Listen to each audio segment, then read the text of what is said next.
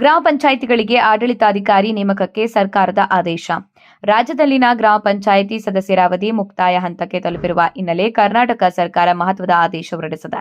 ಸಂವಿಧಾನದ ಅನುಚ್ಛೇದ 243 ಅನ್ವಯ ಗ್ರಾಮ ಪಂಚಾಯಿತಿಗಳ ಆಡಳಿತ ನಿರಂತರತೆ ಕಾಪಾಡುವ ಉದ್ದೇಶದಿಂದ ಅವಧಿ ಪೂರ್ಣಗೊಂಡ ಗ್ರಾಮ ಪಂಚಾಯಿತಿಗಳಿಗೆ ಆಡಳಿತಾಧಿಕಾರಿಗಳನ್ನು ನೇಮಿಸಲು ಸರ್ಕಾರ ಸೂಚನೆ ನೀಡಿದೆ.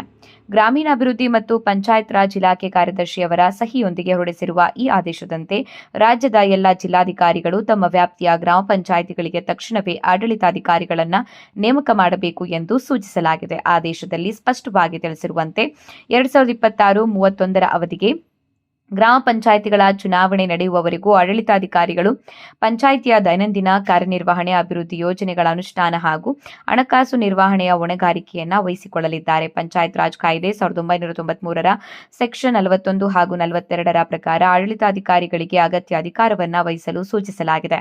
ಈ ಕ್ರಮದಿಂದ ಗ್ರಾಮ ಪಂಚಾಯಿತಿಗಳ ಆಡಳಿತದಲ್ಲಿ ಉಂಟಾಗುವ ಶೂನ್ಯತೆ ತಪ್ಪಿಸಲು ಹಾಗೂ ಆಡಳಿತ ವ್ಯವಸ್ಥೆ ಸುಗಮವಾಗಿ ಮುಂದುವರೆಸಲು ಸರ್ಕಾರ ಮುಂದಾಗಿದೆ ಎಂಬುದು ಸ್ಪಷ್ಟವಾಗಿದೆ.